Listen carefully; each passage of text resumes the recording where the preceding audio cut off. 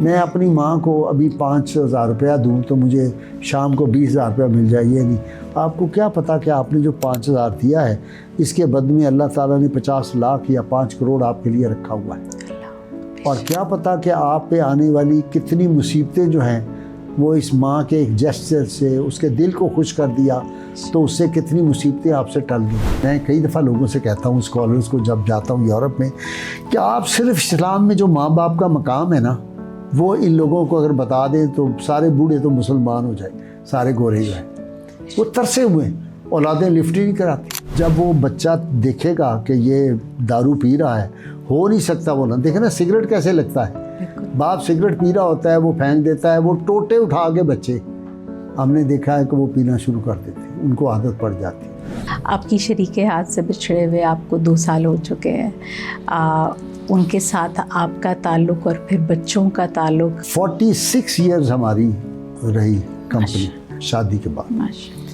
46 سال میں اس خاتون نے تہجد کے بعد 1 چائے، سیب اور 10 بادام کی گریاں بھگوئی چیل کے، یہ میں مصلی پہ بیٹھا ہوں میرے پاس ہے، اگر وہ بیمار بھی ہے، بخار بھی ہے کبھی تو وہ بھی وہاں پہ ہوگا۔ 46 ایئرز، مرنے سے 4 دن پہلے بھی وہ میں نے اسے منع کیا کہ بھائی نوکر جو موجود ہے تو وہ کر دے گا فلاں، اس نے کہا نہیں۔ میں نے کہا بہو کہتی ہیں، بہو نے کہا، میں نے کہا نہیں، جب تک میں زندہ ہوں یہ کام میں نہیں کرنا ہے۔ اب میں آیا ہوں تو میں نے کہا مالک مکان ہوں، السلام علیکم، کیا حال ہے فلاں؟ انہوں نے کہا اندر آ میرے کول بیٹھ، تو پریشان ہے؟ میں کہا نہیں اماں جی میں کیوں پریشان ہوں گا، میں نے کیا لگانا فلاں جعلی کہا۔ انہوں نے کہا گل سن، تو مینوں جمیا کہ میں تینوں جمیا؟ تیری آواز مینوں دس رہی ہے کہ تو پریشان۔ دیکھیں نا، صحابہ کہتے ہیں کہ آدمی کی جو دعا ہے یہ معلق رہتی ہے آسمان کے اور زمین کے درمیان میں، لیکن جب آپ درود پڑھتے ہیں تو وہ پر لگ جاتے ہیں اور وہ اوپر اللہ کی بارگاہ میں چلی جاتی ہے۔ تو اس لیے اگر آپ اللہ کے محبوب بندہ بننا چاہتے ہیں تو اللہ کے محبوب بن جاؤ، اور اس کے لیے جو درود پاک ہے یہ سب سے بڑا وظیفہ ہے۔ میرے پاس ایک $1 ملین کا نسخہ ہے، جس کو چاہیے وہ ہاتھ کھڑا کرے، ساری کھڑا کر دیتے ہیں ڈالروں کے پیچھے ہمارے۔ تو میں کہتا ہوں بھائی نسخہ یہ ہے کہ صبح گھر سے نکلو، اپنے ماں باپ کے قدم چومو، شام کو آؤ ان کے قدم، ان کی پیشانی چومو۔ میں نے یہ کیا، اللہ نے مجھے ہمیشہ کامیابی دی۔ میرے 3 بیٹے ہیں، تینوں کا یہ عمل ہے، اللہ نے تینوں کو کامیابی دی۔ میں نے کہا اگر تم اس کے بعد ناکام ہو گئے تو میرا گریبان آ کے پکڑ لینا قیامت میں، کہ اس آدمی نے ہمیں غلط سبق دیا تھا۔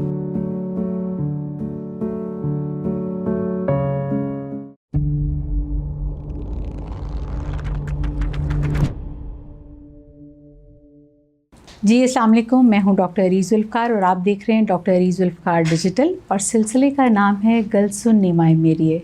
اور آج ہمارے ساتھ ہمارے بہت ہی قابل احترام مہمان موجود ہیں۔ نذیر احمد غازی صاحب ریٹائرڈ جسٹس ہیں، مذہبی اسکالر ہیں اور بہت ساری کتابوں کے مصنف ہیں۔ السلام علیکم سر۔ وعلیکم السلام ورحمۃ اللہ وبرکاتہ۔ سر ہمارے لیے بہت آنر کی بات ہے کہ آج آپ نے ہمیں وقت دیا۔ بڑی مہربانی۔ میں جانتی ہوں آپ بہت جگہوں پہ نہیں جاتے، بسم اللہ، تو اٹس این آنر۔ آپ سید زادی ہیں تو میں اس لیے حاضر ہو گیا ہوں۔ بہت شکریہ جی بہت شکریہ سر۔ ہم شروع کریں گے کیونکہ ہم بات کرتے ہیں ماؤں کی، تو میں چاہوں گی کہ ہم سب سے پہلے بات شروع کریں اپنے آقا حضرت محمد مصطفیٰ صلی اللہ علیہ وآلہ وسلم کی والدہ محترمہ سے۔ دیکھیں، سیدہ آمنہ سلام اللہ علیہ کا جو کردار ہے وہ تو اتنا عظیم ہے، اور اس کے بارے میں میں ہمیشہ کہتا ہوں کہ رسول اللہ صلی اللہ علیہ وسلم کی والدہ محترمہ اور آپ کے والد گرامی سیدنا عبداللہ، یہ اللہ تعالیٰ کا حسن انتخاب تھا۔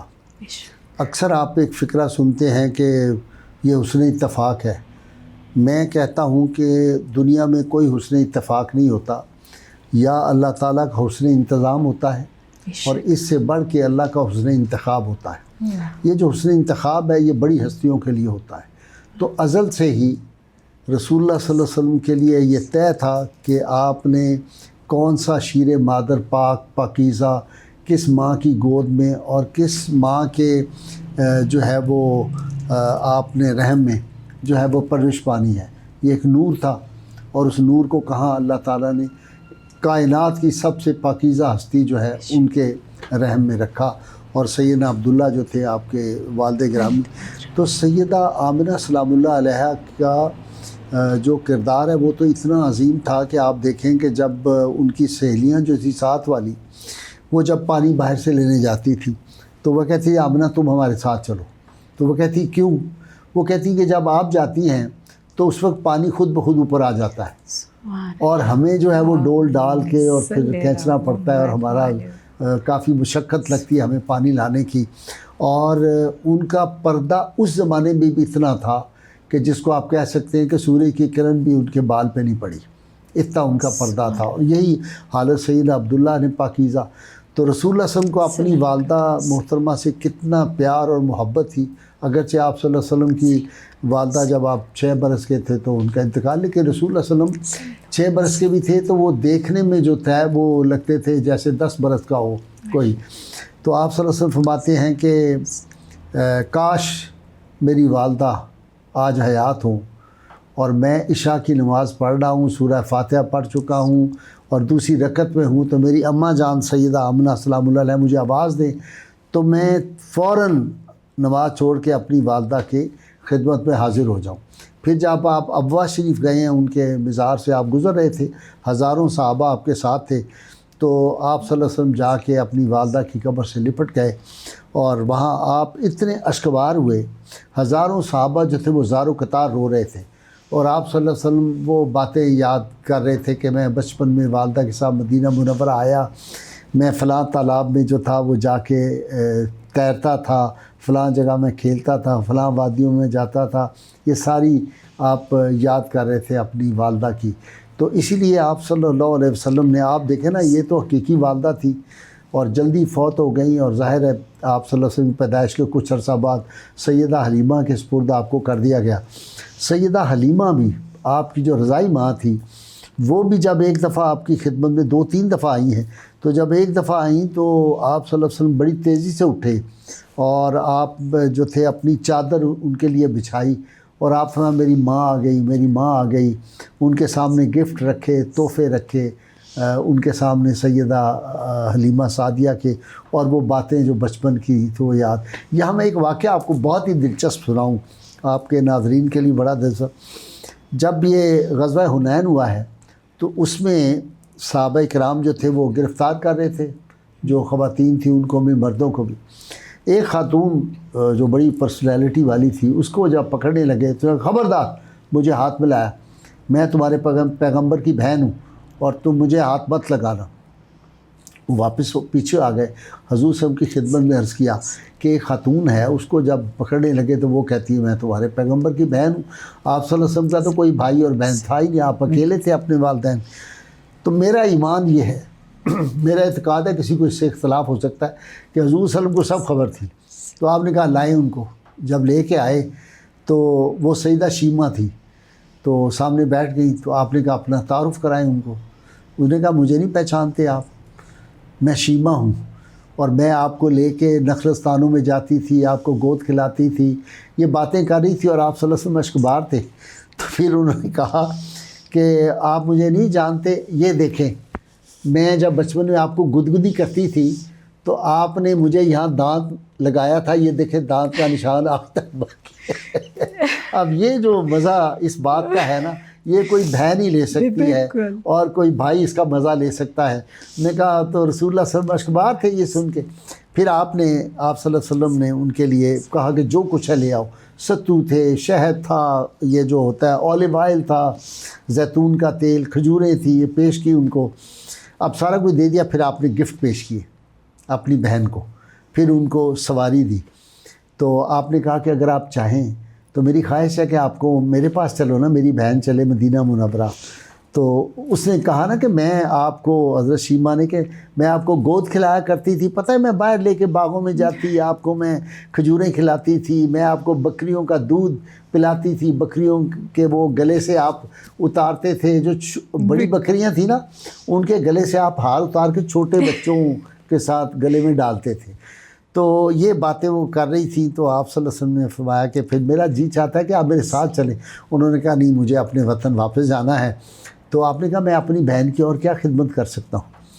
تو انہوں نے کہا جتنے قیدی ہیں غالباً کوئی 6000 کے قریب قیدی تھے، ان سب کو آپ رہا کر دیں۔ آپ نے کہا ٹھیک ہے، میری بہن یہ چاہتی ہے رہا کریں۔ انہوں نے کہا صرف رہا نہیں، سب کو سواریاں بھی دیں اور گفٹ بھی دیں۔ جس طرح بہنیں لاڈیاں کرتی ہیں۔ لاڈیاں۔ اور آپ صلی اللہ علیہ وسلم نے فرمایا کہ ہاں بالکل بھائی، جو میری بہن کہتی ہے اس کو خوش کرے۔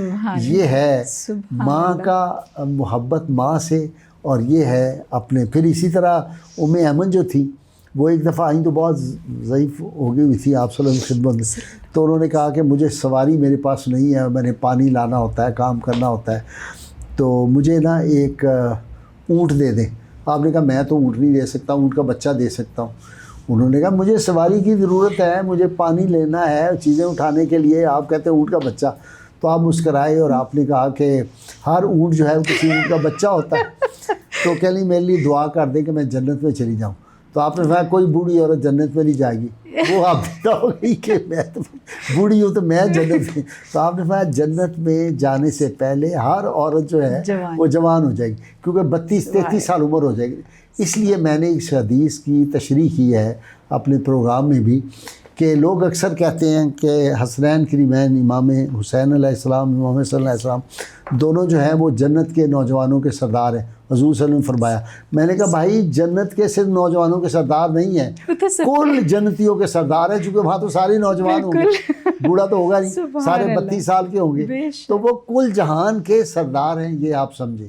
تو ماں جو ہے نا جی، وہ یہ جو ہے نا محبت کا بے مثال اور لا زوال جو ہے ایک چشمہ، یہ ماں کے دل سے پھوٹتا ہے۔ اللہ تعالیٰ کتنا بڑا رازق ہے، وہ کتنا بڑا خالق ہے، وہ کتنا بڑا مالک ہے، اس کے کتنے خزانے ہمیں کچھ نہیں پتہ، لیکن ایک اس نے ہمیں یارڈ سٹک دے دی ہے، ایک ہمارے پاس پیمانہ ہے اس کی رحمت ناپنے کا، کہ اللہ کی فرمایا میں اپنے بندے سے 70 ماؤں سے زیادہ پیار کرتا ہوں۔ اب آپ سوچ لیجئے کہ اگر 70 یا 100واں یا 1000واں حصہ بھی اللہ تعالیٰ کی رحمت کا کسی کے دل میں ہو تو اس کا اندازہ ہو سکتا ہے؟ بالکل۔ ماں کی محبت اپنی اولاد کے لیے، اس کا دل جو ہے وہ ایک کلزم ہے رحمت کا۔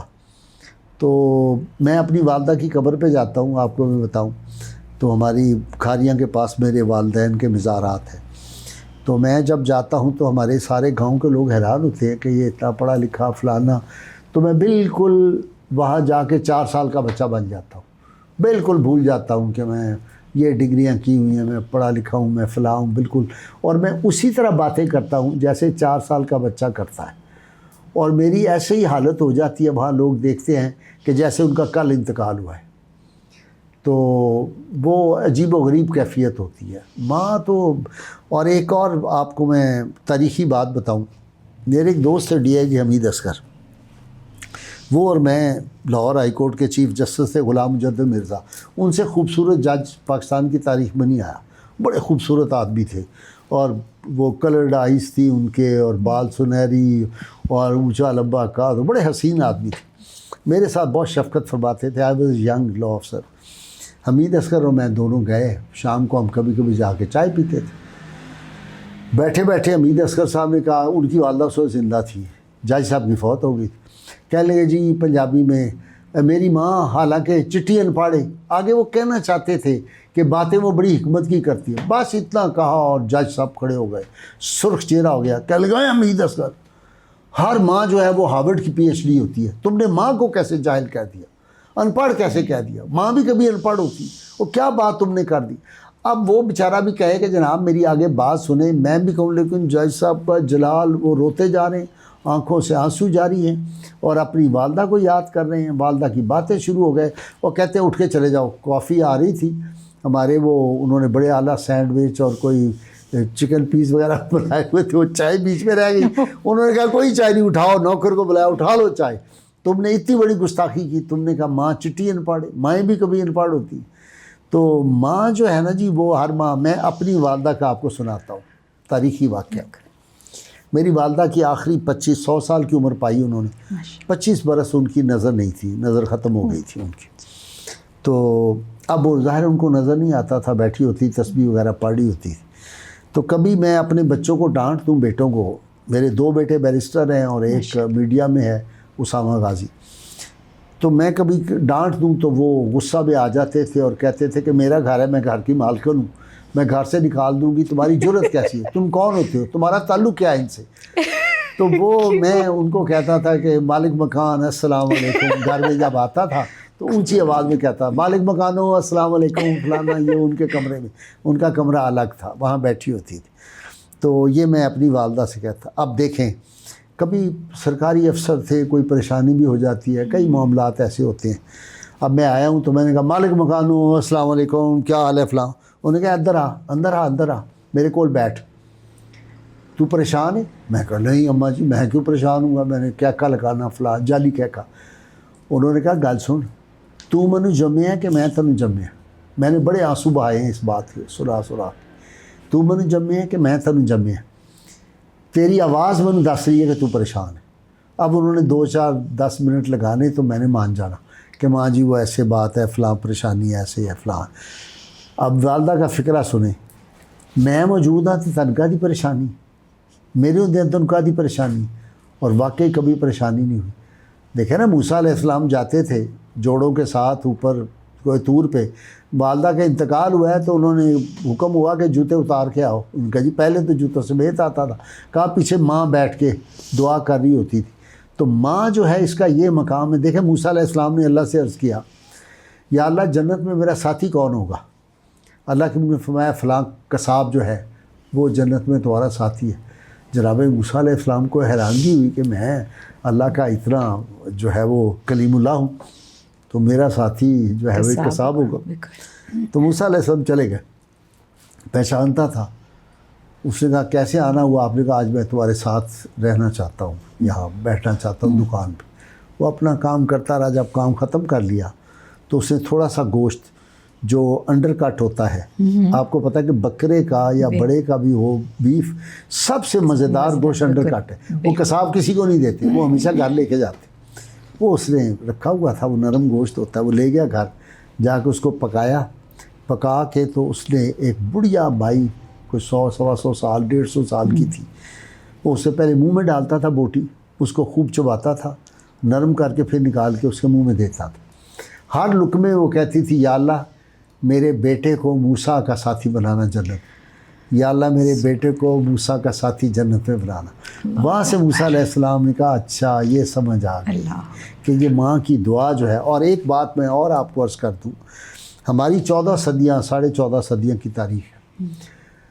رسول اللہ صلی اللہ علیہ وسلم کے دور سے لے کر آج تک کوئی آدمی ولی اللہ نہیں ہو سکتا, کوئی روحانی مراتب نہیں حاصل کر سکتا جس کو پیچھے ماں کی دعا نہیں ہے یا جس نے اپنی ماں کی خدمت نہیں کی. سب سے بڑا خیر التابعین جو ہے وہ سیدنا اویس کرنی رضی اللہ تعالیٰ عنہ. اویس کرنی وہ ہے جو حضرت علی کے ساتھ ایک جو جنگ تھی اس میں شہید ہوئے ہیں. اور اویس کرنی آپ کو معلوم ہے کہ ان کے بارے میں اتنی حدیث ہے. حضور صلی اللہ علیہ وسلم نے حضرت علی کو اور حضرت عمر فاروق کو بھیجا کہ یہ میرا جبہ ہے, یہ لے جاؤ, اس کو جا کے دینا میرے دوست کو. وہ خیر التابعین کا لقب دیا, اس کو جا کے دینا اور اپنے حق میں دعا کرانا اور میری امت کے حق میں دعا کرانا. اور اللہ تعالیٰ جو عرب کے 2 بڑے قبیلے تھے جن کے پاس 6-6 لاکھ بکریاں تھیں, ان کے بالوں کے برابر میری امت کے گناہ گاروں کی بخشش ہو جائے گی. اس کی وجہ سے مقام کیوں حاصل ہوا؟ والدہ نابینا تھی, ان کی خدمت میں رہے, حضور کی خدمت میں نہیں پہنچے. بلکہ ایک صاحب آئے جہاد پہ جا رہے تھے رسول اللہ صلی اللہ علیہ وسلم, تو آپ نے ان سے پوچھا کہ تمہارے ماں باپ زندہ ہیں؟ انہوں نے کہا زندہ ہیں. تو آپ ادھر سے آئے ہو یمن سے اتنی دور, تو آپ نے ماں باپ نے اجازت دی کہ جی ہاں ان کو بتا کے آیا. جب تم نکلے گھر سے تو ان کی کیفیت کیا تھی؟ انہوں نے کہا جی بہت رو رہے تھے دونوں میری جدائی کے لیے. آپ نے فرمایا تم واپس جاؤ اور جا کے جو ہے اپنے والدین کو جس طرح رلایا ہے اسی طرح ان کو خوش کر کے آؤ, اور پھر ان کو واپس بھیج. جہاد میں جانا کتنا بڑا فضیلت کی بات ہے. اسی طرح سیدنا علی حجویری داتا گنج بخش جو ہیں, انہوں نے کشف المعجوب میں ایک واقعہ لکھا ہے, بہت بڑے حضرت مدنی بزرگ تھے ایک. کہتے ہیں ان کو ایک بزرگ ملنے کے لیے گئے, وہ سوئے ہوئے تھے, بیٹھ گئے پاس. خادم نے کہا ہوگا کہ بیٹھیں جی حضرت سوئے پڑے ہیں. انتظار کرتے رہے. جب اٹھے تو اٹھ کے کہنے لگے کہ تم کب سے آئے ہو؟ نے کہا جی میں اتنی دیر سے بیٹھا ہوں. کہنے لگے ابھی ابھی سرکار مدینہ صلی اللہ علیہ وسلم تشریف لائے میری خواب میں. آپ نے فرمایا یہ جو بندہ آیا ہوا ہے اس کو کہو کہ ماں کی خدمت حج سے بڑا ثواب ہے, جاؤ اور ماں کی خدمت کرو. اب دیکھیں نا آپ صلی اللہ علیہ وسلم نے فرمایا کہ ماں باپ کے چہرے کو دیکھنا حج مبرور کا ثواب ہے. صحابہ نے عرض کیا یا رسول اللہ تو گھر ہی ہوں دن, اور بندہ اگر دیکھے آپ نے 100 دفعہ دیکھے 100 حج کا ثواب. یعنی جس کے چہرے کو دیکھنا. ایک صحابی تھے ان کی جان نہیں نکل رہی تھی, لوگ آئے انہوں نے کہا کہ آخری وقت ہے, تو وہ ہوتا ہے نا ایک آواز نر کھڑے کی شروع ہو جاتی ہے, آپ ڈاکٹر ہیں آپ کو زیادہ پتہ ہے, تو جان نہیں نکل رہی. آپ نے فرمایا ان کی پتہ کرو والدہ زندہ ہے؟ انہوں نے کہا جی زندہ ہے. اس کو بلاؤ. بلایا. آپ صلی اللہ علیہ وسلم نے پوچھا کہ آپ اپنے بیٹے سے خوش ہیں؟ اس نے کہا بالکل نہیں, یہ بیوی کی بات سنتا تھا, میری بات نہیں سنتا, تو میرے ساتھ اس کا رویہ بڑا سخت تھا. آپ نے کہا اس کو معاف کر دو, اس کا آخری وقت ہے, اس کو معاف کر دو. انہوں نے کہا نہیں میرا دل بہت دکھا ہوا ہے یا رسول اللہ میں نے نہیں معاف کرنا. آپ نے فرمایا اچھا. صحابہ کو آ کے لکڑیاں اکٹھی کرو. وہ گئے لکڑیاں اکٹھی کرنی شروع کر دی. اس نے کہا جی کیوں لکڑیاں منگوا رہے ہیں؟ آپ نے فرمایا کہ آگ جلا کے ان لکڑیوں کی اس کو پھینک دیں گے, آگے جو جہنم میں اس نے جلنا ہے تو اس کو یہیں ڈال دیں گے. کہنے لگے نہیں یا رسول اللہ میں یہ نہیں چاہتی میرا بیٹا آگ میں جلے. میں نے اس کو معاف کیا. آپ نے کہا پتہ کرو ایگزیکٹ جس وقت یہ اس نے کہا میں نے معاف کیا اس کی جان نکل گئی. اب یہ صحابی ہے, کتنا بڑا مقام ہوتا ہے صحابی کا. تو ماں کے بغیر جتنے بابا فرید گنج شکر بڑا مشہور, کتنے بڑے بزرگ ہیں ہمارے, ان کا واقعہ ہے کہ وہ ماں کی گود میں تھے ابھی, تو ماں چکی چلا رہی تھی. تو میاں محمد بخش رحمۃ اللہ علیہ ہمارے بزرگوں میں سے ہیں, میرے خاندان کے بزرگ ہیں, ہم ان کے ننیحال لگتے ہیں. ان کی والدہ ہمارے خاندان سے تھی. تو بلکہ میں نے آپ کو بتایا کہ ان کی جو نواسی ہیں آپا تنویر, وہ آج کل لاہور میں آئی ہوئی ہیں, ریکارڈ کروا رہی ہیں پروگرام وغیرہ اورینٹل کالج پنجاب یونیورسٹی میں. تو دیکھا کہ چکی چل رہی ہے اور اس میں جو دانے ڈالتے ہیں وہ پیس لے ہیں, سارے پیس رہے ہیں. تو انہوں نے کہا ایک اوپر جہان ایک نیچا جہان, ہم درمیان میں ہیں آسمان اور زمین کے درمیان, تو ہم بھی تو پس جائیں گے جب وقت ہوگا قیامت کا اور اعمال ہوں گے, تو ہم تو چکی کے دانوں میں پس جائیں گے. تو رونا شروع کر دیا. تو میاں صاحب نے لکھا کہ چکی چلدی ویکھ کے دتا فریدے رو, دوہاں پڑا مچان کے باقی رہا نہ کو. کڑ دو ہوتے ہیں نا, دو چکی کے, ایک اوپر پتھر ایک نیچے چلتا ہے. تو مائی صاحبہ نے یہ سن لیا بیٹے کی بات, جواباً فرمایا دیکھ فریدہ ستیا تے کان دلاں دے کھول, اے وہ دانے بچ گئے نے جڑے رہ گئے کلی دے کول.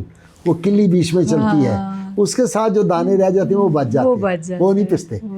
تو جب تم اللہ اور اللہ کے رسول سے وابستہ ہو جاؤ گے تو تم بچ جاؤ گے. سبحان اللہ. دیکھیں نا, سیدہ فاطمہ سلام اللہ علیہا نے حضرت امام حسن کو نیا سوٹ سلا کے دیا. اتنی دیر میں ایک عورت آ گئی, اس کا بچہ اس کے گلے میں قمیض نہیں تھی اور بڑے مفلوق الحال تھی. اسے آ کے سوال کیا کہ مجھے میرے بیٹے کے لیے کپڑے چاہیے. تو اب سیدہ نے سوچا کہ میں تو آج ہی اس بیٹے کو کہ اس کی طرف دیکھا, امام حسن, اماں جان یہ میرے کپڑے اس کو دے دیں. اب یہ ماں کی تربیت ہے. ایسے زبردست تربیت سیدہ پاک نے اپنے بچوں کی ہے, اور سیدہ زینب کی جس طرح تربیت کی ہے. دیکھیں نا کہ گھر میں اختیاری ان کا ایک بات ذہن میں رکھیں, ہمارے یہاں بہت غلط فہمی ہے. ایک بہت بڑے عالم میرے پروگرام میں آئے تو کہنے لگے کہ حضرت علی جو تھے وہ یہودی کے باغ میں جا کے سارے رات کنواں چلاتے رہے, صبح اس نے ان کو 6 کھجوریں دی. میں کہا یار عقل کر لو, وہ غریب لوگ تھے, ان کے پاس اللہ کے فضل و کرم سے اتنی جاگیریں تھیں, وہ تو مٹی کو ہاتھ لگائیں سونا بنا دیں. یہ ان کا فقر اختیاری تھا, سب کچھ بانٹ دیتے تھے, وہ غریب نہیں تھے. اور ان کو کیا ضرورت ہے جا کے یہودی کے ملازمت کے. میں کہا یہودی تو مدینہ سے جوتے مار کے نکال دیے تھے, اور اگر انہیں مانگنا ہوتا کبھی ضرورت پڑ جائے تو وہ سرکار صلی اللہ علیہ وسلم سے لیتے. حضرت جو تھے عبداللہ جو تھے ایک صحابی عبد الرحمن بن عوف, ان کے پاس اتنا پیسہ تھا, سونے کی اینٹیں تھیں ان کے پاس. جب ان کا وصال ہوا تو باقاعدہ لوہے کی آری سے وہ چین ان کے ورثاء نے تقسیم کی. وہ اتنے بڑے تاجر تھے, ان کو کیا ضرورت تھی, حضرت عثمان سے لے لیتے, اتنے بڑے بڑے وہاں پہ لوگ موجود تھے. تو میں نے کہا 8-9 باغ تو ان کے تھے اپنے, تو ان کو کیا ضرورت تھی. تو یہ جو بڑی ہستیاں ان کی اختیاری ہوتی. اب انہوں نے قرآن حکیم میں آتا ہے یہ واقعہ جو ہے، اشارہ ہے اس کی طرف کہ روزہ رکھا ہوا تھا سیدہ پاک نے، بچوں نے روزہ رکھا ہوا تھا، حضرت یہ حسنین کی بہن بیمار ہو گئے تو اس کے اللہ تعالیٰ ان کو شفا دے، روزہ رکھے ہوا ہے، حضرت علی روزہ رکھا ہوا 3 دن، ایک دن جو ہے وہ قیدی آ گیا، ایک دن مسافر آ گیا، ایک دن یتیم آ گیا، تینوں دن پانی سے روزہ افطار کیا، اٹھا کے ان کو دے دیا۔ اور بچے جو تھے انہوں نے کبھی، ایک دن یہ ہوا کہ سیدہ جو تھی زینب سلام اللہ علیہا، روٹی تھی، کوئی مسافر آ گیا اور انہی کے لیے صرف روٹی رہ گئی تھی گھر میں، باقی کھا چکے ہوئے تھے، تو انہوں نے کہا اماں جان میرا کھانا پڑا ہوا ہے، اس کو دے دیں۔ یہ کتنی بڑی، اچھا اب یہ تربیت دیکھیں کیسی ہے۔ سیدہ ختیجۃ الکبریٰ رضی اللہ تعالیٰ عنہ سلام اللہ علیہ ایک شادی پہ بلوایا، مکہ میں ہے، تو اب وہ تھوڑا آپ کو پتہ ہے اتنی امیر خاتون سیدہ ختیجہ جو تھی، 75% تجارت مکہ کی ان کے پاس تھی، 25 باقی سب کے پاس تھی، لیکن سب کچھ اسلام کی راہ میں قربان کیا۔ تو سیدہ فاطمہ بھی چھوٹی تھی تو ان کا لباس کوئی، ان کے لیے پراپر کوئی نئے کپڑے نہیں تھے، تو ان کو اس سے ذرا ہچکچاہٹ تھی سیدہ ختیجہ کو جانے سے۔ تو سیدہ فاطمہ نے جان لیا کہ اماں جی مجھے اس لیے ساتھ نہیں جانا چاہتی یا خود بھی نہیں جانا چاہتی، تو انہوں نے کہا اماں جان بابا جان نے تو مجھے یہی بتایا ہے کہ ایک مسلمان عورت کا لباس جو ہے سب سے بڑا وہ حیا ہے، وہ میرے پاس ہے، آپ اس سے کیوں پریشان ہوتی ہیں کہ میرے کپڑے ذرا کمزور ہوں گے اور قریش کی جو عورتیں ہیں وہ اس کی طرف دیکھیں گی یا کچھ۔ تو یہ تربیت جو ہے ماؤں کی، بیٹے ہوں کوئی بیٹیاں ہوں، ماں کی تربیت جو ہے وہ اتنی اہم ہے، اور اسی لیے سرکار صلی اللہ علیہ وسلم کا جو حکم ہے کہ اپنی اولاد کو تم نے 3 باتیں سکھانی ہیں، ایک میری محبت، میرے اہل بیت کی محبت اور قرآن کی تعلیم۔ اب یہ 3 چیزیں جب آپ بچپن سے، یہ جو واقعات میں نے عرض کیا یہ آپ اپنے بچوں کو سنائیں گے تو آپ دیکھیں گے جب وہ بڑے ہوں گے تو وہ کس طرح کے بچے نکلیں گے۔ جتنے بزرگ تھے میں نے سب کی ہسٹری پڑھی ہوئی ہے، میں نے آج تک کوئی بزرگ ایسا نہیں دیکھا جس نے ماں باپ کی عزت خدمت نہیں کی اور وہ روحانی مقامات طے کر گیا ہو۔ روحانی بندہ ہو ہی نہیں سکتا جو ماں باپ کا، اس لیے کہ رسول اللہ صلی اللہ علیہ وسلم نے فرمایا کہ ماں باپ کا گستاخ جو ہے وہ جنت کی خوشبو نہیں سونگھ سکے گا۔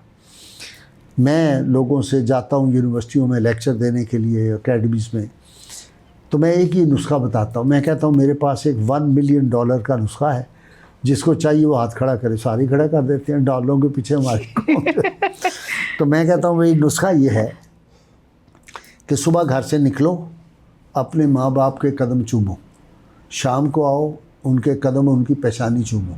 میں نے یہ کیا، اللہ نے مجھے ہمیشہ کامیابی دی۔ میرے 3 بیٹے ہیں، تینوں کا یہ عمل ہے، اللہ نے تینوں کو کامیابی دی۔ میں نے کہا اگر تم اس کے بعد ناکام ہو گئے تو میرا گریبان آ کے پکڑ لینا قیامت میں، کہ اس آدمی نے ہمیں غلط سبق دیا تھا۔ دیکھیں رسول اللہ صلی اللہ علیہ وسلم فرمایا اگر کوئی آدمی چاہتا ہے کہ اس کی عمر میں برکت ہو جائے تو اپنے ماں باپ کو راضی کرے، ان کی خدمت کرے۔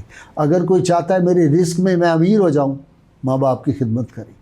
یہ اللہ تعالیٰ نے اتنا، حضرت علی نے فرمایا شیر خدا نے کہ قرآن میں آیا کہ اف نہ کہو والدین کے سامنے۔ سر میں یہی بلکہ پوچھنے والی تھی تو سیدنا علی نے فرمایا اگر اف سے بھی کوئی کم تر کوئی لفظ، کمزور لفظ ہوتا تو اللہ وہ بھی فرماتا، اس سے بھی نازک لفظ ہوتا۔ میں یہی پوچھنا چاہی تھی کہ آج کل کے بچے اس بات کو کہ اچھا والدین کو کہہ دینا کہ آپ کو نہیں پتہ، بڑے جھڑک کے یہ اس کو بہت معمولی بات سمجھتے ہیں، یا محفل میں بیٹھ کے بھی والدین کو جھڑک دینا یا ان کو یہ بتانا کہ اچھا پاپا یو ڈونٹ نو، مام یو ڈونٹ نو، اور ایون اس پہ والدین بھی ہنس دیتے ہیں، ٹھیک ہے، وہ بھی بالکل اس کو نارمل لیتے ہیں۔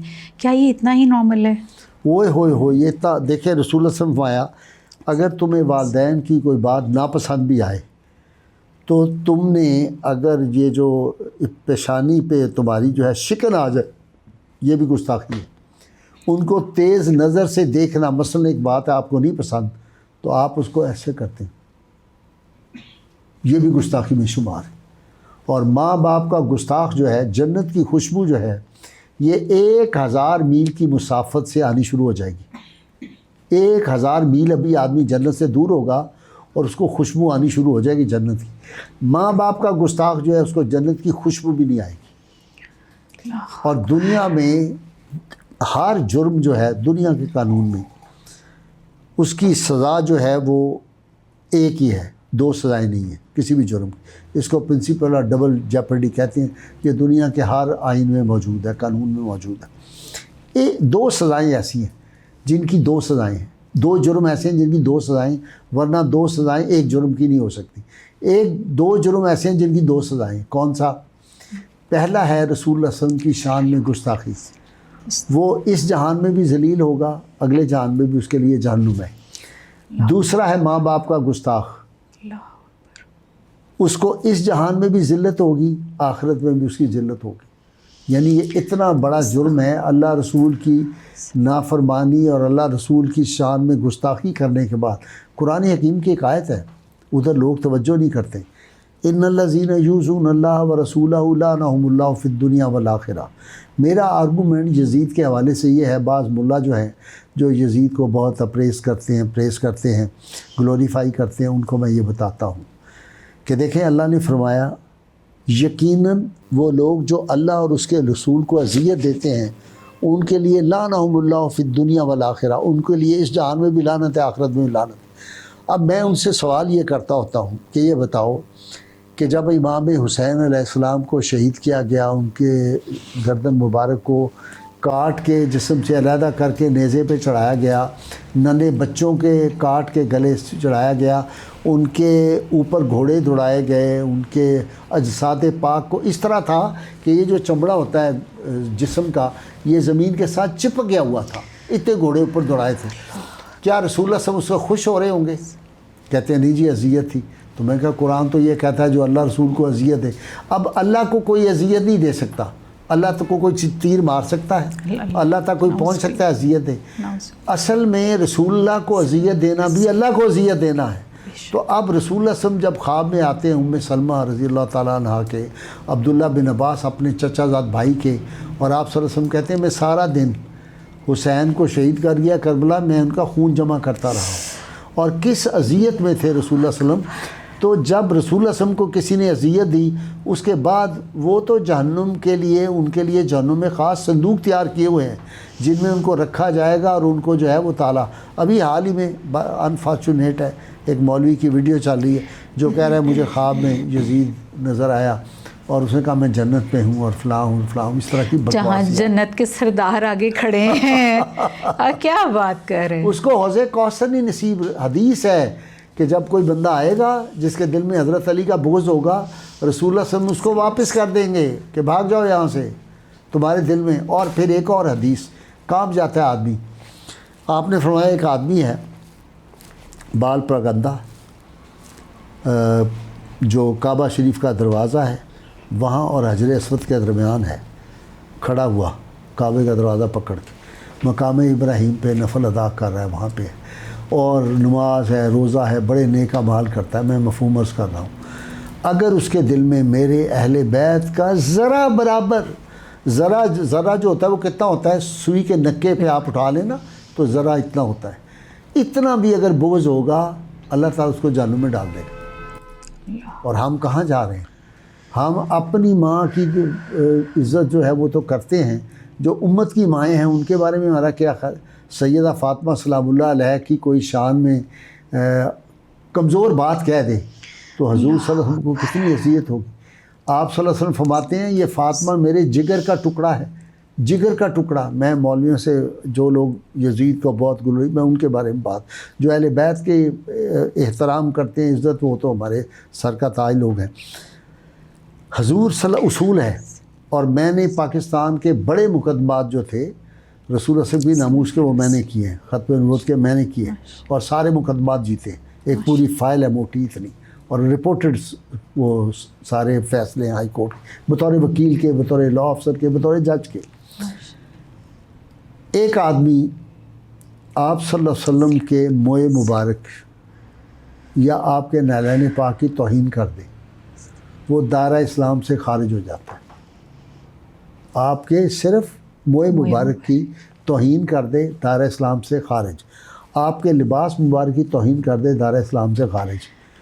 اور جس آدمی نے رسول اللہ صلی اللہ علیہ وسلم کی صاحبزادی کی شان میں کوئی گستاخی کر دی ہو، جس کو آپ فرمائیں یہ میرے جگر کا ٹکڑا ہے، میرے جسم کا حصہ ہے، حسین و حسن جو ہے یہ میری جان کے ٹکڑے ہیں، یہ میری جان ہے، یہ مجھ سے ہے، میں ان سے ہوں، جن چہروں کو میرے نبی پاک صلی اللہ علیہ وآلہ چوما وسلم نے کرتے چوما، آپ نے ان کے اوپر ایسے تیر چلا دی. حضرت ابو ہریرہ امام حسن آئے کے جنازے سے، تو ان کے پاؤں پہ دھول پڑی ہوئی تھی، ظاہر عرب میں وہ جس طرح چلتی ہے مٹی، تو ان کا اپنی چادر سے پاؤں صاف کرنے شروع کر دیے. امام حسن نے کہا آپ ہمارے بزرگ ہیں، میں بچہ ہوں، آپ کیا کر رہے ہیں؟ انہوں نے کہا اگر آپ کا مقام لوگوں کو معلوم ہو جائے، آپ کو زمین پہ قدم نہ رکھنے دیں، اپنے کندھوں پہ اٹھا کے پھرتے رہیں، کیونکہ ہم نے رسول اللہ صلی اللہ علیہ وسلم کو دیکھا ہے کہ آپ اپنی زبان عطر حسن و حسین کے منہ میں داخل کرتے تھے. اور دیکھیں نا، نماز کے دوران اگر میں اور آپ 5-10 دفعہ یہ اپنا یوں کر لیں، اپنا کپڑا سیدھا کر لیں، گھڑی کر لیں، دیکھ لیں، نماز گئی. یہ چیزیں نماز کو ختم کر دیتی. حضور صلی اللہ علیہ وسلم نماز پڑھ رہے ہیں، امام حسن آتے ہیں، ایسے کر کے ٹانگوں کے درمیان سے گزرتے ہیں، آپ ایسے کر لیتے ہیں، کھلی کر لیتے ہیں، وہ ادھر سے نکلتے ہیں ادھر سے نکلتے ہیں ادھر جاتے ہیں. اچھا دونوں بھائی آ رہے ہیں تو گرنے لگے، تو آپ جمعے کا خطبہ ممبر پہ دے رہے ہیں، خطبہ موقوف کر دیا، چھوڑ کے جلدی سے آپ آئے اور آپ آ کے ان کو گود میں اٹھا لیا. اب یہ جن کا مقام ہے، جو زبان مصطفیٰ صلی اللہ علیہ وسلم چوس رہے ہیں. حضور صلی اللہ علیہ وسلم نے سیدہ فاطمہ سے فرمایا فاطمہ، حسین کو ایک دن گزرے نا تو امام حسین کوئی بچے جیسے ضد کرتے ہیں، رو رہے تھے، تو آپ نے کہا فاطمہ حسین کو رونے نہ دیا کرو، میں بے چین ہو جاتا ہوں، اس کا رونا مجھ سے برداشت نہیں ہوتا. یہ رسول اللہ صلی اللہ علیہ وسلم کی ان سے محبت ہے. بلکہ ایک دن آپ صلی اللہ علیہ وسلم تشریف لائے تو آپ نے کہا شہزادے کدھر ہیں؟ اچھا آپ کھیلا کرتے تھے نا ان سے، دونوں سے.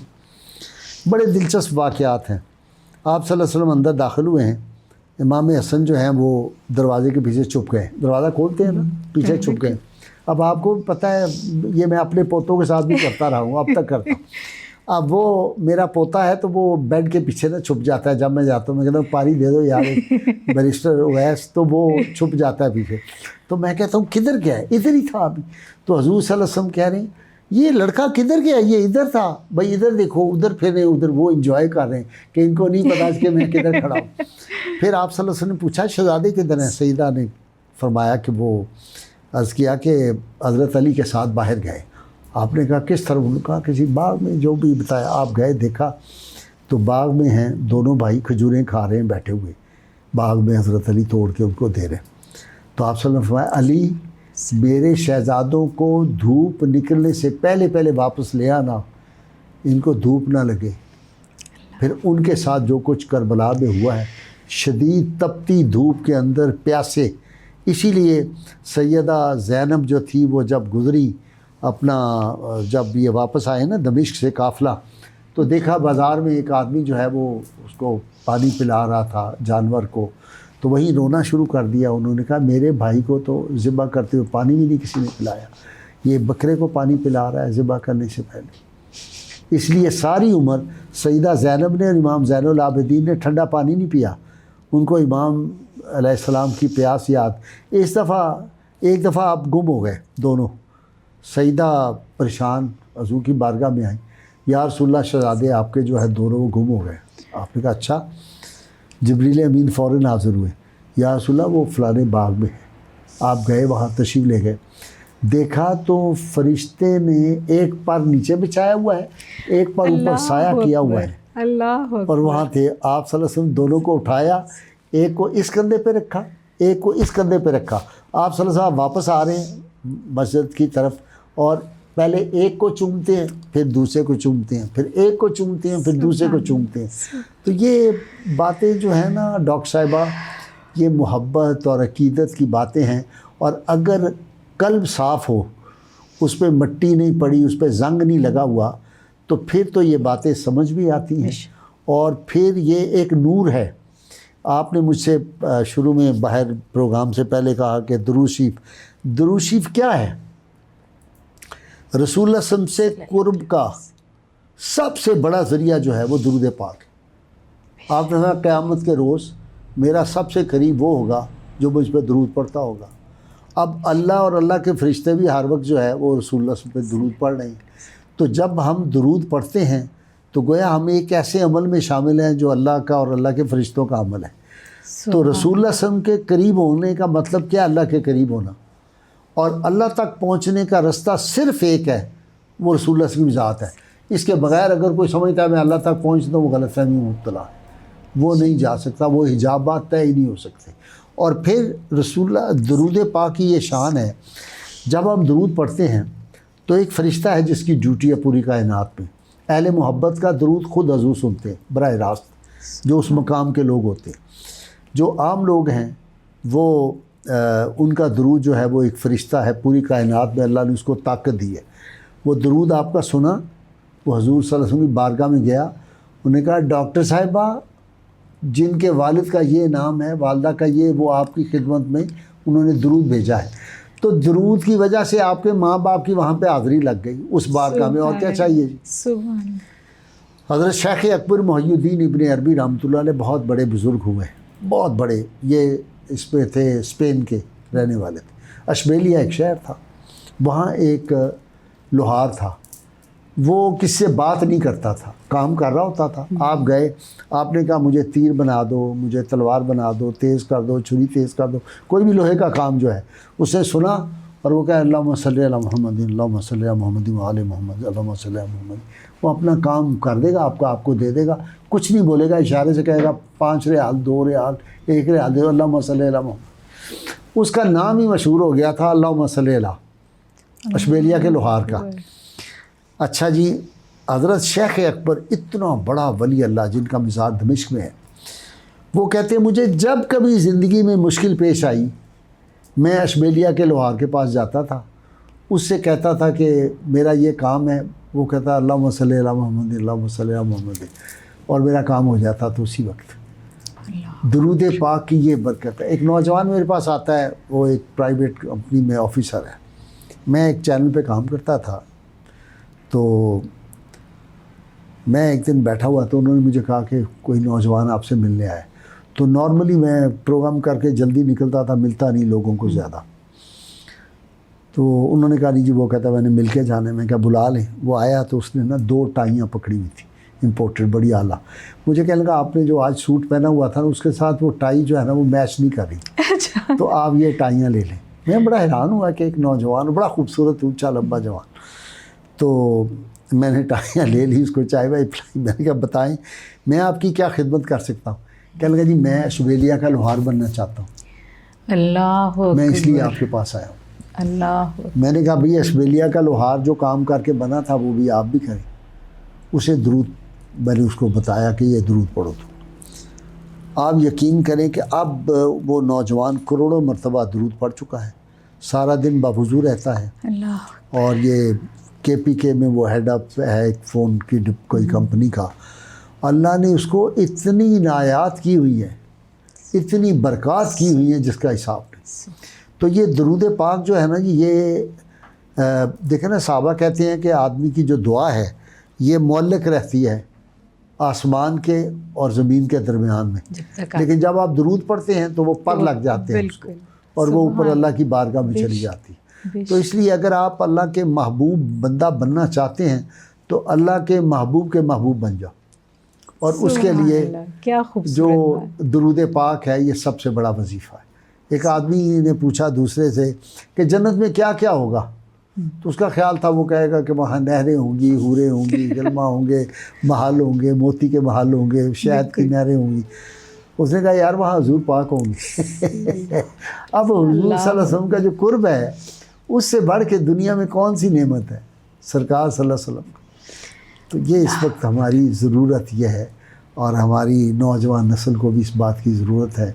اور حضور صلی اللہ علیہ وسلم تک نہیں پہنچ سکتے اگر آپ اپنی ماں باپ کے قریب نہیں. میرا ایک کال ہے، بہت دفعہ میں دہرا چکا ہوں، دنیا کی ہر ماں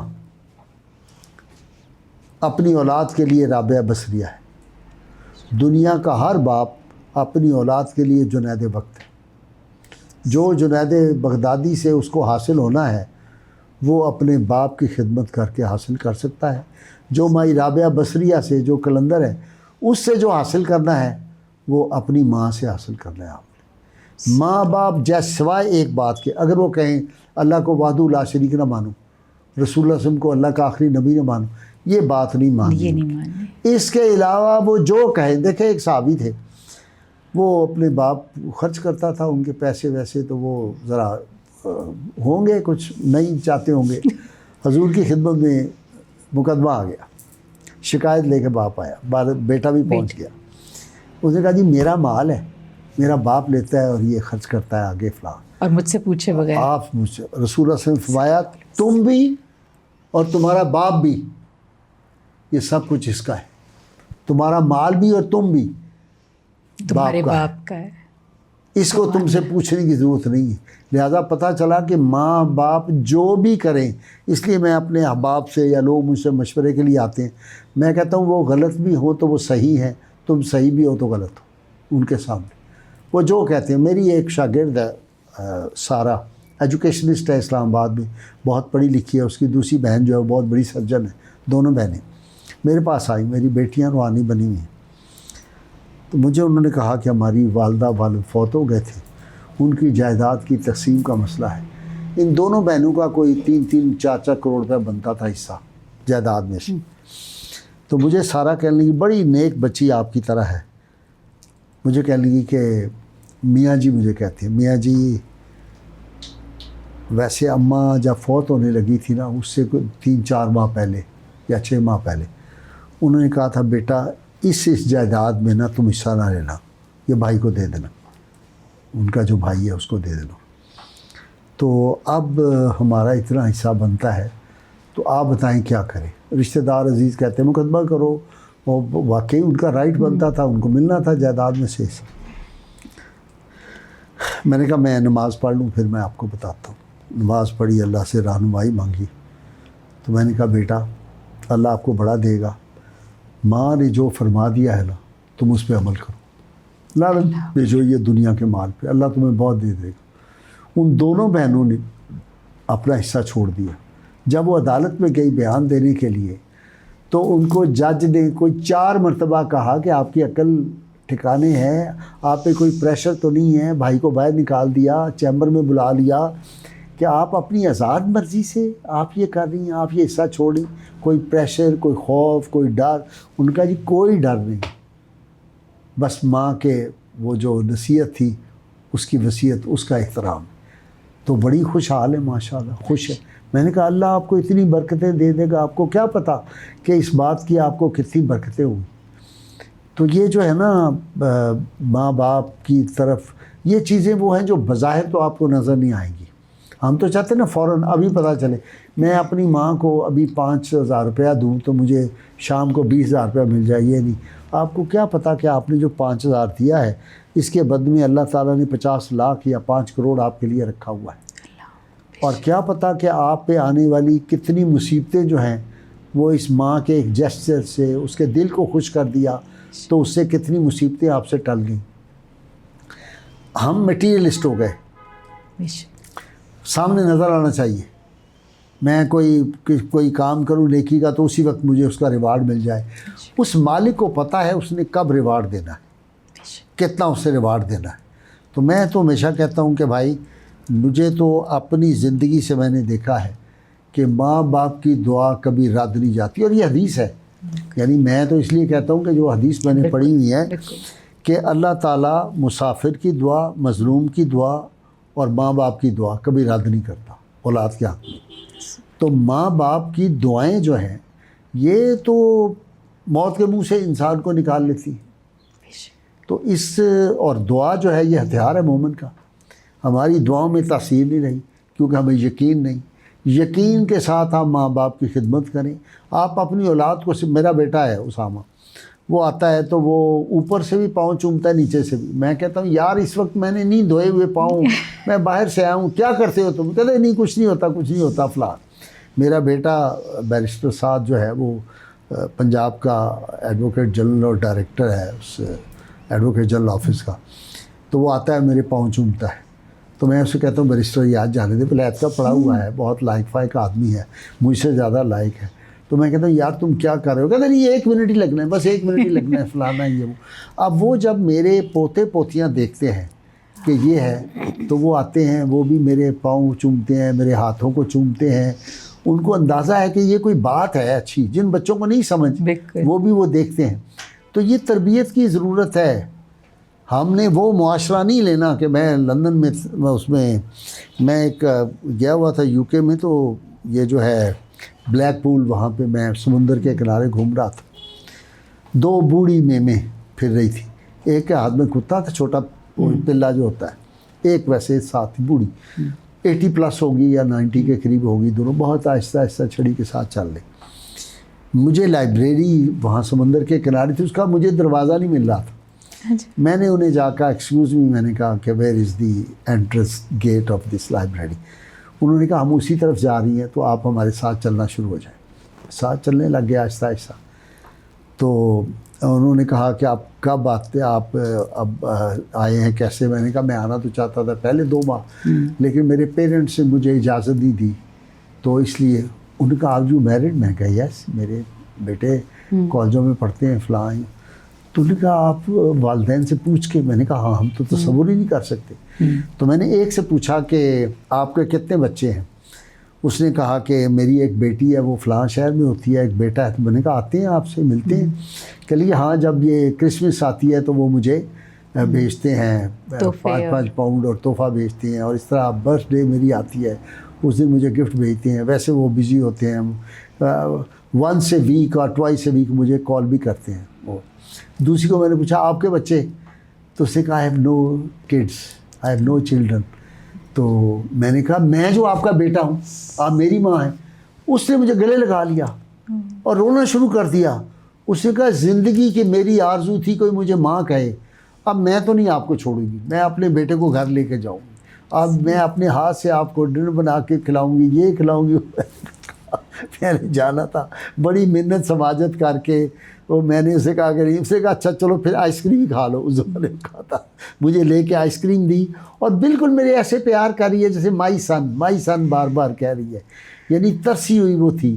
وہ معاشرہ جو ہے وہاں کے جو پیرنٹس ہیں، میں کئی دفعہ لوگوں سے کہتا ہوں، اسکالرس کو جب جاتا ہوں یورپ میں، کہ آپ صرف اسلام میں جو ماں باپ کا مقام ہے نا، وہ ان لوگوں کو اگر بتا دیں تو سارے بوڑھے تو مسلمان ہو جائے، سارے گورے جو ہیں وہ ترسے ہوئے ہیں، اولادیں لفٹ ہی نہیں کراتی۔ ماں باپ کی کیا ضرورت ہے وہ کوئی بات کرے یا کسی کو کچھ کہہ دے، وہ اپنی زندگی گزار رہے ہیں۔ یہ اولڈ ہومز میں ان کو جمع کرایا ہوا ہے۔ ہمارے ہاں بھی اب یہ جو ہے بدعت شروع ہو گئی ہے، اولڈ ہوم بن گئے۔ یہاں آپ جائیں فاؤنٹین ہاؤس میں، آپ جا کے دیکھیں، آدمی کی چیخیں نکل جاتی ہیں۔ اور کئی ادارے بنے ہوئے ہیں، بوڑھی عورتیں ہیں وہ ترس کھا رہی ہیں۔ میں فاؤنٹین ہاؤس میں گیا ایک دن، کئی دفعہ گیا ہوں، وہاں پروگرام بھی کیے ہیں۔ تو ایک عورت ملائی، ڈاکٹر سید مرتضیٰ جو MS ہے، وہ آتی تھی بار بار گیٹ پہ، تو وہ جو ملازم تھے وہ اس کو واپس لے کے آتے تھے مائی کو پکڑ کے۔ تو وہ ایک ہی بات کہتی تھی، کتنے بجے آئے گا؟ تو وہ کہتے تھے 4 بجے۔ اماں جی 4 بجے آئے گا، میرا بیٹا کتنے بجے آئے گا؟ 4 بجے آئے گا روز۔ تو وہ دن کو پتہ نہیں کتنے چکر باہر گیٹ کے لگاتی تھی کہ وہ آیا ہے، 4 نہیں بجے ابھی، اس کا انتظار۔ کیسا بد نصیب ہوگا وہ بیٹا جس کی ماں جو ہے وہ اس کا اس سے انتظار کر رہی ہے۔ اور پھر وہ کسی نہ کسی پیر فقیر سے پوچھ رہا ہوگا کہ میرے حق میں دعا کریں۔ میں کہتا ہوں، میں نے کہا داتا صاحب جا کے دے رہے ہو نالائکو، داتا صاحب جو ہے وہ تم پہ خوش نہیں ہو رہے، وہ کہہ رہے ہیں پہلے ماں باپ کے پاس جاؤ۔ ہاں، وہ جو میں آپ کو بات سنانے لگا تھا نا، آپ کو سنائی کہ داتا صاحب نے لکھا کہ خواب میں رسول اللہ صلی اللہ علیہ وسلم تشریف لائے، انہوں نے کہا یہ جو بندہ تمہارے پاس بیٹھا ہوا ہے اس کو کہو جا کے ماں کی خدمت کرے، وہ حد سے زیادہ افضل ہے یہ بات۔ تو اس بات کو ہمیں اپنی نسلوں کو بتائیں گے نہیں تو ان کو کیسے پتہ چلے گا؟ ڈاکٹر صاحبہ، میں نے 44 میں نے سیٹ لکھے ہیں، 10 کے کتاب چھوٹے، وہ ایک کتاب جو ہے وہ 5 سے 7 منٹ لیتی ہے، اس میں کچھ چھوٹے چھوٹے واقعات بچوں کے لیے، 7 تصویریں میں نے دی ہیں بڑی خوبصورت قسم کی، بڑا وہ جو ہارڈ کارڈ ہوتا ہے وہ اس پہ کتابیں لکھی ہیں بچوں کے لیے۔ چونکہ میں نے سوچا کہ اس وقت سب سے اہم بات تو یہ ہے کہ ہم ان کو اس تربیت پہ لگائیں بچوں کو، بڑوں کے لیے بھی ہم کتابیں جو ہے وہ تو لکھی ہیں، لیکن یہ بہت امپورٹنٹ ہے. سر آج کل کی بچیوں کو جو کہ مائیں بننے والی ہیں ان کے لیے خاص آپ کا کیا میسج ہوگا کہ تربیت کے پوائنٹ آف ویو سے، کیونکہ ظاہر ہے ایک ماں کے اوپر بہت ڈپینڈ کر رہا ہوتا ہے، وہ سارے رشتے لے کر چل رہی ہے، باپ ظاہر ہے کہ باہر ہوتا ہے، آج کل خیر ماں بھی کما رہی ہوتی ہے اور اس کے اوپر دوہری ذمہ داری بھی ہوتی ہے بہت سارے گھروں میں، تو وہ کس طرح سے اس فرض کو انجام دے کہ اس کی اپنی آخرت بھی سنورے اور اس کی اولاد کی بھی؟ جو میں نے حدیث آپ کو سنائی ہے، پہلی بات وہی ہے کہ 3 باتیں اپنی اولاد کو سکھاؤ: میری محبت آپ صلی اللہ علیہ وسلم کی، اہل بیت کی، اور قرآن کی تعلیم. دوسری بات، جب ماں گھر میں آ جائے تو یہ جو طوطا ہمارے ہاتھ میں پکڑا ہوتا ہے اس کو بند کر دیں، اس کو ایک طرف رکھ دیں سائلنٹ پہ، اور اس کو نہ آپ ٹچ کر کے رکھیں. ہمارا مسئلہ یہ ہے کہ ہم گھر میں رہتے ہوئے بھی بچوں سے دور ہیں. ماں ان کے ساتھ دوستی لگائے، اور ماں اور باپ کا جو عمل سے ہے نا، یعنی لوگ جو ہیں وہ آنکھوں سے بنتے ہیں، کانوں سے نہیں بنتے. آپ جتنا مرضی واز کرتے چلے جائیں اس کا کوئی اثر نہیں. جو آپ کو کرتے ہوئے دیکھے گا آپ کا بیٹا، آپ کا بچہ، وہ وہی کرے گا. میں ایک ہماری بڑی سینئر آتی ہے اسکالر، وہ ایک پیروں کے گھر گئی، کوئی اسپیچ کر رہی ہے جو، تو پیر کے بچے کھیل رہے تھے، تو اب وہ کہہ رہا ہے کہ آؤ پیر کھیلیں. میں وہ اوپر بیٹھ گیا بچہ، دوسروں کو وہ کہہ رہا ہے کہ تم مجھے آ کے نظر پیش کرو. وہ بچے کاغذ کے نوٹ بنائے ہوئے ہیں، وہ مٹھائی کاغذ کی بنائی ہے، وہ اس کو پیش کر رہے ہیں. وہ اوپر بیٹھا ہوا ہے، کوئی اس کا ہاتھ چوم رہا ہے آ کے، وہ پیر کھیلے. تو وہ بڑی حیران ہوئی کہ یہ کیا بچے کی طرح. میں نے کہا جو وہ دیکھتا ہے بچہ، میں نے کہا وہی کرے گا، وہ پیر کھیلے گا. اسی طرح کوئی اگر کسی کو، مثلا میں نے دیکھا بہت لوگ جو ڈرنک کرتے ہیں ان کی اولادیں لازماً ڈرنک کرتی ہیں. میں اس پاکستان کے اشرافیہ کے بڑے بڑے لوگوں کو جانتا ہوں، اب میں نام بھی لے سکتا، اشارہ بھی نہیں کر سکتا.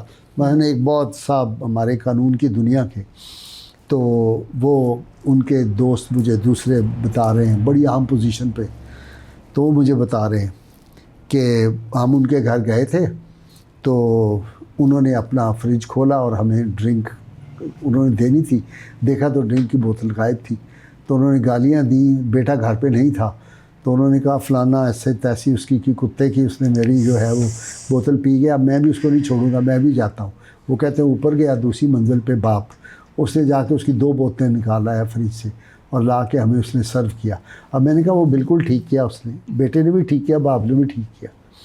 اب جب وہ بچہ دیکھے گا کہ یہ دارو پی رہا ہے، ہو نہیں سکتا وہ نہ دیکھے نا. سگریٹ کیسے لگتا ہے، باپ سگریٹ پی رہا ہوتا ہے، وہ پھینک دیتا ہے، وہ ٹوٹے اٹھا کے بچے ہم نے دیکھا ہے کہ وہ پینا شروع کر دیتے ہیں، ان کو عادت پڑ جاتی ہے. آپ بائیں ہاتھ سے پانی پئیں، آپ کا بچہ بائیں ہاتھ سے پانی پیے گا. ماں بائیں ہاتھ سے پیے گی، وہ بائیں ہاتھ سے پیے گا. خدا کے لیے یہ ایسی باتیں ہیں، ان کی ایسی برکات ہے. آپ دائیں ہاتھ سے اس کو سکھائیں. اگر میری بیٹی آتی ہے نا کلینک، تو وہ میری چیئر پہ بیٹھ کے وہ پرسکرپشنز بنا رہی ہوتی ہے. بالکل. اور بعض دفعہ میں دیکھتی ہوں کہ دوائیوں کے نام بھی ٹھیک لکھ رہی ہوتی ہے. اور میرے لیے اتنی حیرت کی بات ہوتی ہے کہ اچھا اس کو اتنی سی عمر میں دوائیوں کے نام بھی پتہ ہے، اور پھر وہ بات بھی اسی طرح ہی کر رہی ہوتی ہے جس طرح میں، کیونکہ میرا بہت فرینڈلی بیہیویئر ہوتا ہے اپنے پیشنٹس کے ساتھ، تو وہ بھی وہاں پہ بیٹھ کے وہ ویسے ہی لگی ہوتی ہے. آپ بالکل ٹھیک کہہ رہے ہیں. میں نا میری کوئی 40,000 بکس ہیں میری لائبریری میں، بہت زیادہ بڑی لائبریری ہے، 2-3 کمروں میں مشتمل ہے. تو میری پوتی اب تو وہ بڑی ہو گئی ہے، 3ری-4تھی کلاس میں چلی گئی ہے، فاطمہ. تو وہ اور ایک بڑی ہے زینب جو ہے، اس کو ڈاکٹر میں نے اس کا نام رکھا ہوا ہے. میں سب بچوں کے نام رکھے ہوئے. تو وہ دونوں بہنیں، اب میں نہیں تھا لائبریری میں، وہ آ کے کرسی پہ بیٹھی ہوئی ہیں دونوں میری لائبریری میں، اور بڑی کتابیں پکڑی ہوئی ہیں. بہت چھوٹی ہے، بڑی مشکل سے انہیں کتاب پکڑی ہے، اور وہ اسی طرح ایسے کر کے بیٹھی ہے، یہاں رکھی ہے، اور وہ کتاب پڑھ رہی ہے، اور دوسری نے بھی کتاب پکڑی ہے. تو اوپر سے میں آ گیا، تو میں نے کہا پروفیسر اس کو سیدھا تو کر لو کتاب. انگریزی میں کتاب ہے، اس کو نہیں پتہ، وہ الٹی پکڑی ہوئی ہے. اچھا میرا پوتا ہے چھوٹا، ابھی وہ اب 3 سال کا ہوا ہے، بیرسٹر اویس اس کا نام میں نے رکھا ہوا.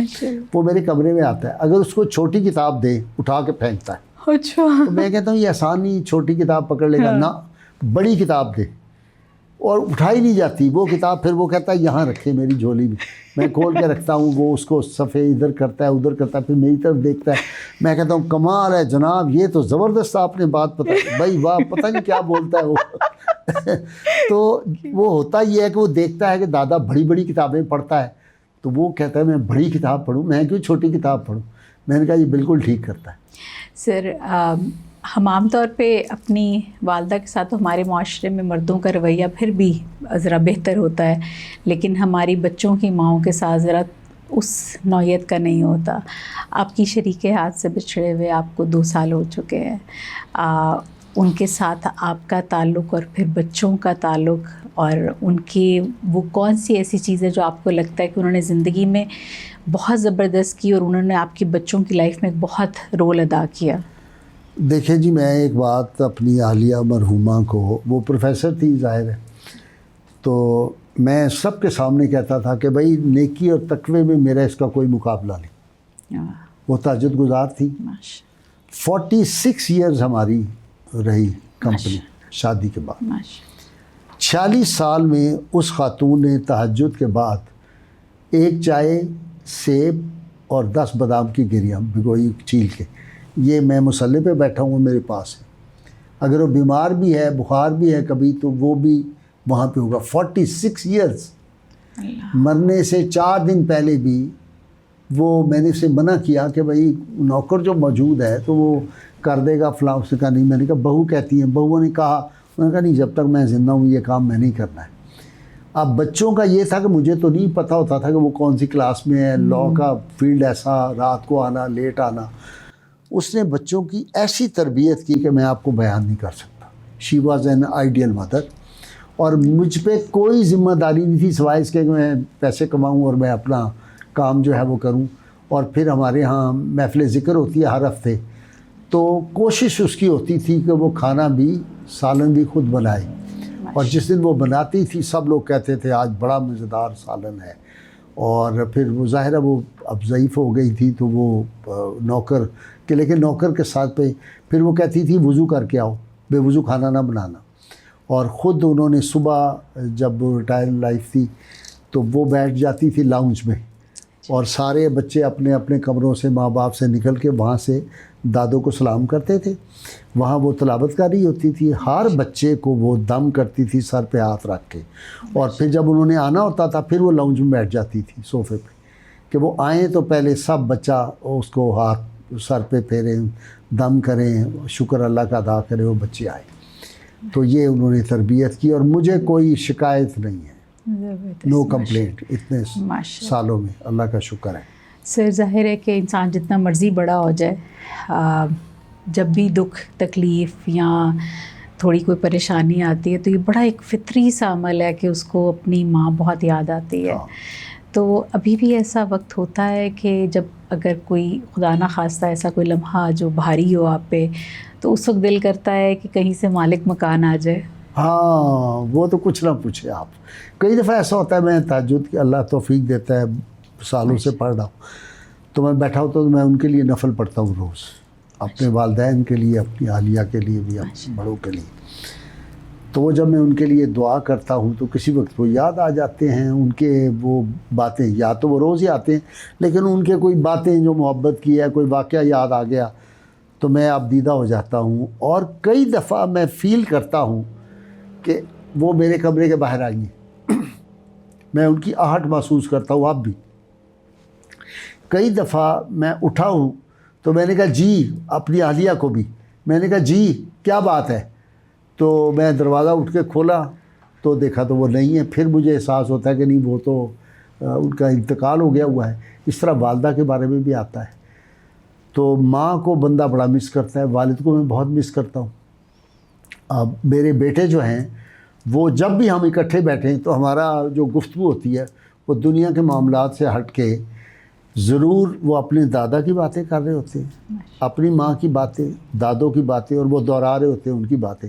اور پھر وہ انجوائے کرتے ہیں, ان کی جو دلچسپ باتیں تھیں وہ یاد کر کے وہ انجوائے کرتے. جب ہم ساری, میری ایک ہی بہن زندہ ہے, دوسری بڑی فوت ہو گئی ہوئی ہے, مجھ سے جو بڑی ہیں وہ بھی اب بزرگ ہیں, 80+ ہیں. تو وہ جب کبھی آتے ہیں تو ہم سب بیٹھتے ہیں, میری بھانجیاں, بھانجے, سارے میرے پوتے پوتیاں میری بہویں سب بیٹھتے ہیں جب سارا گھر، تو ان کی باتیں ہی کرتے ہیں، اور پھر ہم اس دور میں پہنچ جاتے ہیں، ان کی باتیں کرتے ہوئے ہم ان کی پریزنس محسوس کرتے ہیں اور ان کی باتیں کرتے ہیں۔ دیکھیں نا، روحیں جو ہے ہر جمعرات کو اپنے گھر آتی ہیں، اپنے گھروں میں آتی ہیں واپس، تو ان کی پریزنس تو ہوتی ہے۔ اب جس کو اللہ تعالیٰ نے وہ توفیق دی ہو کہ وہ عالم برزخ کے حالات دیکھ سکتا ہو، وہ تو ان سے بات بھی کر سکتا ہے، وہ ان کو دیکھ بھی سکتا ہے۔ ہم جیسے جو عام لوگ ہیں، ہم یہی ہے کہ کسی وقت ہمیں وہ فیلنگ آ جائے ان کا جب آئے ہوتے ہیں، تو ان کے لیے اگر ہم اچھے کام کرتے ہیں، ان کو پڑھ کے بخشتے ہیں، تو وہ ان کی روحیں خوش ہوتی ہیں، وہ دعا دیتی ہے۔ جن کے نہیں کرتے، وہ امام جلال الدین سیوطی نے کہا کہ وہ پریشان ہو جاتے ہیں، وہ روتے ہیں کہ ہم کن کو چھوڑ کے آئے تھے، وہ ہمارے لیے دعا بھی نہیں کرتے، ہمیں کوئی گفٹ نہیں بھیجتے۔ تو یہ گفٹ ہے جو ہم اپنے بڑوں کو بھیجتے ہیں، تو اس دور کی یہ بہت بڑی ضرورت ہے۔ بہت شکریہ سر، مجھے لگتا ہے ابھی بہت کچھ باقی ہے، انشاءاللہ پھر انشاءاللہ دوبارہ آپ کو ہم زحمت دیں گے۔ اپنا بہت خیال رکھیے گا، اللہ حافظ۔